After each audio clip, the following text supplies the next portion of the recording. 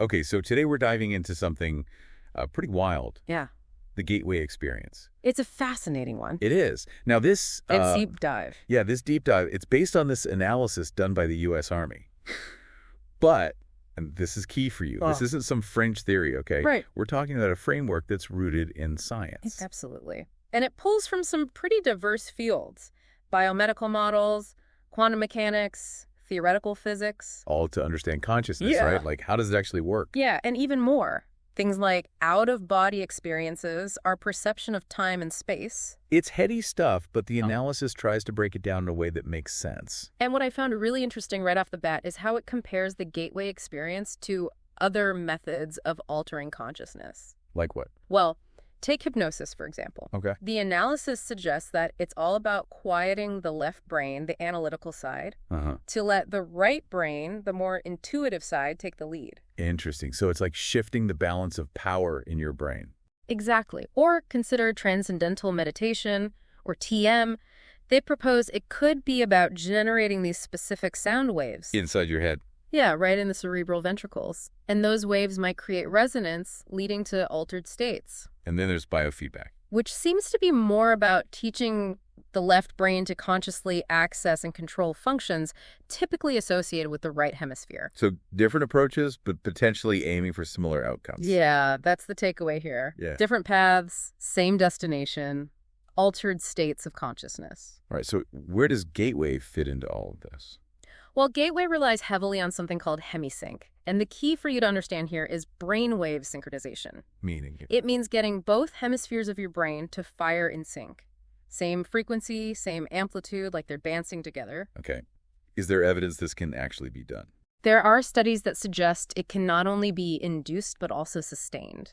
And what's really interesting is that the synchronized state, it seems to be linked to things like that feeling of deep focus you get in meditation. I like that one-pointedness they talk about in yoga. Yeah, exactly. Or even a boost in mental energy. It's like your brain is operating more efficiently when it's in harmony. It's a great analogy they use in the analysis. Yeah.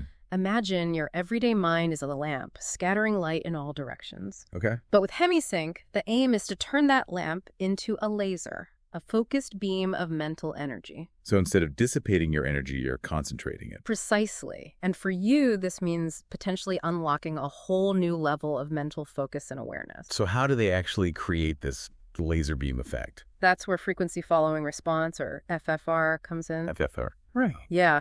Think of it like using sound to tune your brainwaves. Okay. Basically, Gateway uses specific audio frequencies. They play two slightly different tones in each ear. And your brain, it naturally perceives a beat at the difference between those frequencies. This beat, it can actually guide your brainwaves into different states. So like using sound to manipulate your brain's electrical activity. Exactly. Like, say you want to achieve a deep state of relaxation. They might use frequencies designed to encourage your brain to produce slower theta waves, which are associated with deep relaxation. And that could be useful for, say, stress management or improving sleep. Exactly. So we've got this idea of using sound to synchronize our brainwaves. Now let's go a bit deeper. Deeper. Yeah. Let's talk about bodily resonance. See, the deep relaxation promoted by Gateway, kind of like what you'd experience in deep meditation, it can create a more coherent rhythm throughout your entire body. What do you mean by coherent rhythm? Well, think of it this way. Your heartbeat creates a pulse, right? Uh-huh. And that pulse, it sends out vibrations that kind of echo and bounce around within your body. But when you're deeply relaxed, those echoes, they become more unified, more in sync. I see. So it's like your whole body is vibrating at the same frequency. Yeah, and the analysis suggests that this frequency is around 7 to 7.5 cycles per second. And get this, they propose that this bodily vibration might even interact with the Earth's electromagnetic field, specifically the ionosphere. The ionosphere. Isn't that way up in the atmosphere? It is.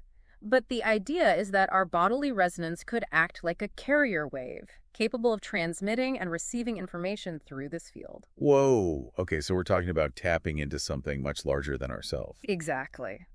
And this leads us to an even bigger concept: consciousness as energy.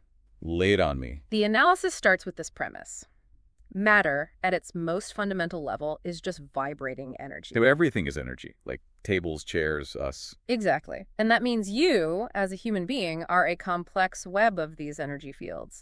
And consciousness itself, well, they propose that it arises from the way this energy interacts, both when it's moving and when it's seemingly at rest. So our thoughts, our feelings, our very awareness, it's all just energy playing out in different ways. That's the idea. Now, if you can wrap your head around that, then it becomes easier to grasp the next concept. The universe as a hologram. A hologram, like those 3D images. Sort of. Think about this. If you break a holographic image into pieces, each fragment still contains the whole picture. Right. Well, the analysis suggests that the universe might work in a similar way. And, get this, your mind might be a hologram too, interacting with a larger universal hologram to create your experience of reality. So my consciousness is like a miniature version of the entire universe. In a way, yeah, but that still leaves the question of time and space. Where do they fit into all of this? Good point. They seem pretty fundamental to our experience. They do, but the analysis defines them as ways we measure energy. Time is how we measure energy in motion, and space is how we measure the boundaries of energy.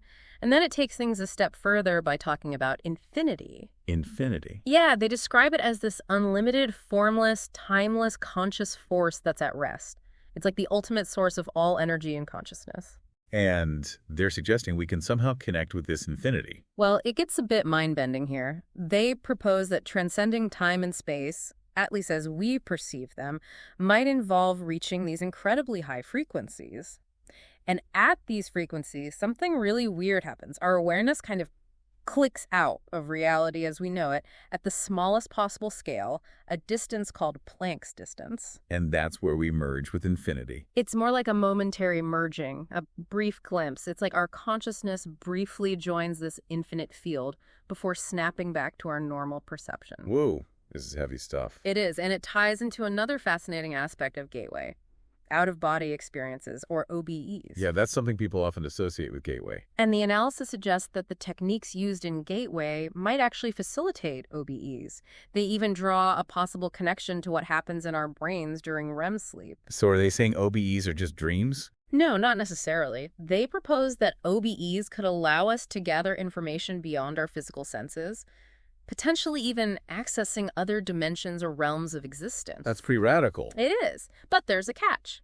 The analysis also cautions that our perceptions during OBEs can be distorted by our past experiences, our beliefs, even our own thoughts. So it's not a perfect window into other realities. Not necessarily, and early experiments with remote viewing, trying to perceive distant locations while in an OBE state, had mixed results. Some successes, but also a lot of inconsistencies. So what's the bottom line for our listeners? What should they take away from all of this? Well, this Army analysis, even though it's couched in scientific language, it ultimately grapples with some pretty huge questions. What is consciousness? What is the nature of reality? And what is our place in this vast, interconnected universe? It's a real mind bender. It is. And one of the most thought-provoking ideas is that your consciousness, your awareness, might not be limited to your physical body or even this physical reality. It might be part of a much larger eternal energy pattern that's capable of interacting with the universe in ways we're only just beginning to understand. It makes you wonder, doesn't it? If we're all part of this interconnected web of consciousness, then how does that change how we see ourselves, our lives, and the world around us? It's a big question, and one that each of us needs to grapple with on our own. So to our listeners, I encourage you, explore these ideas. Don't just take our word for it. Dive into the source material yourself. And most importantly, keep an open mind. That's it for this deep dive. See you next time. Until then, bye. Bye.